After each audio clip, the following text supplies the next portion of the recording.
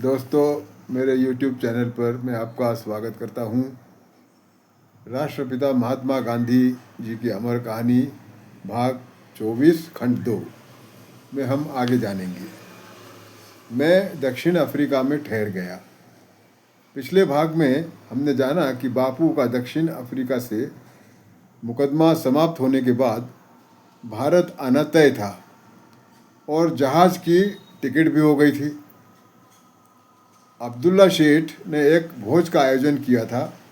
वहाँ बापू की नज़र समाचार पत्र में छपी एक खबर पर पड़ी जो हिंदू लोगों के मताधिकार को समाप्त करने के बारे में थी। इसलिए वहाँ उपस्थित लोगों ने इसके विरोध में संघर्ष करने के लिए बापू को 1 महीने के लिए रोक लिया। अब आगे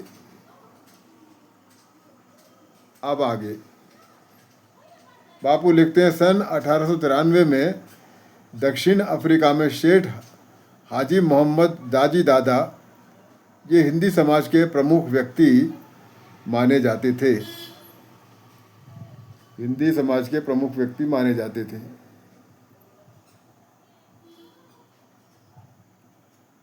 अब्दुल्ला मुख्यतः पर वे हाजी मोहम्मद जी को मान देते थे, इसलिए इनकी अध्यक्षता में अब्दुल्ला शेठ के घर एक सभा हुई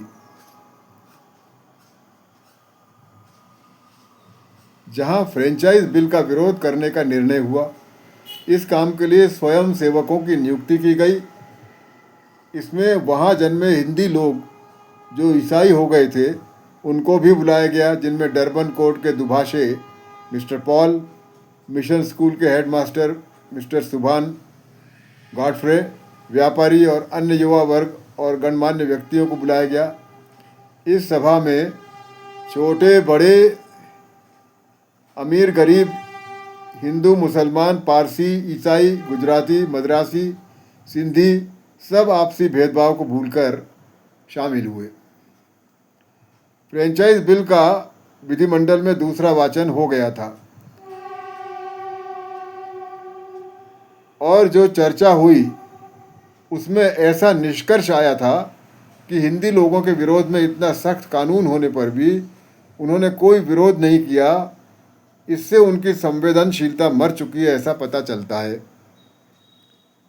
मैंने सभा को वास्तविक परिस्थिति समझाकर बताई और पहला काम ये किया कि विधिमंडल के अध्यक्ष सर जॉन रॉबिन्सन को एक तार भेजकर इस बिल पर आगे चर्चा रोकने का आग्रह किया। जवाब आया कि चर्चा 2 दिन के लिए रद्द कर दी गई है। इसके लिए अर्ज तैयार किया। मैंने इस काम में बहुत परिश्रम किया और एक वृद्ध मिस्टर आर्थर थे, उनका हस्ताक्षर बहुत अच्छा था, इसलिए उनसे लिखवाया। अर्ज को समाचार पत्र, विधिमंडल, अन्य कई सरकारी अधिकारियों को भेजना था, इसलिए कई प्रतियां चाहिए थी। इसके लिए एक व्यक्ति पढ़ता था और 5 अन्य उसको लिखते थे। इस प्रकार से प्रतियां तैयार की गई। इस अर्ज पर 10,000 लोगों के हस्ताक्षर लेने थे। इसके लिए सभी ने जी तोड़ मेहनत की। अर्ज समाचार पत्रों में छपा। इस पर प्रतिक्रिया भी अच्छी आई। Times of India, London Times ने इसका समर्थन किया। विधिमंडल में इसका विरोध हुआ, पर विरोधक जो थे उन्हें खुद मुंह की खानी पड़ी। पर इतना सब होते हुए भी बिल पास हो गया।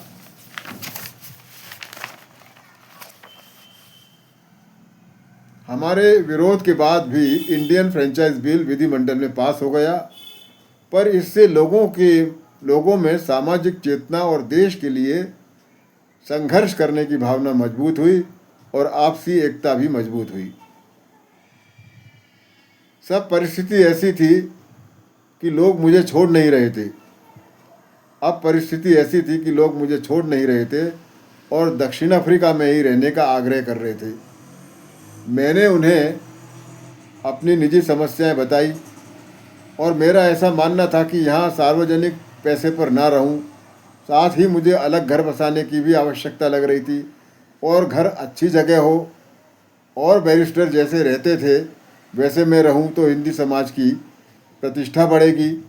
लेकिन इसके लिए लगभग 300 पाउंड से कम का खर्च नहीं था।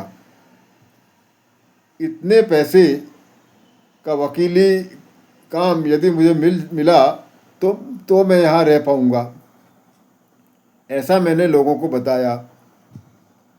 लोग मुझे हर तरह से पैसा देने को तैयार थे,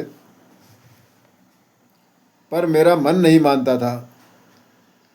मैंने कहा, अभी तात्कालिक प्रेमवश आप मुझे ऐसा कह रहे हैं, पर क्या ये आगे भी रहेगा? और यदि आप मुझे वकीली काम भी देंगे तो भी वो आपको कठिन होगा, क्योंकि मैं गोरा बैरिस्टर नहीं हूँ। कोर्ट में मुझे दाद मिलेगी या नहीं ये मैं नहीं कह सकता। इस तरह चर्चा करते करते आखिर 20 व्यापारियों ने मिलकर मुझे 1 वर्ष के लिए वर्षासन निश्चित कर दिया।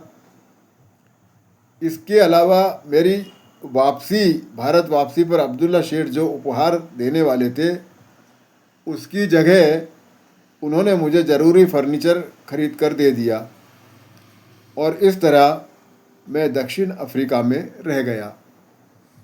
अब आगे के भाग में हम देखेंगे। धन्यवाद।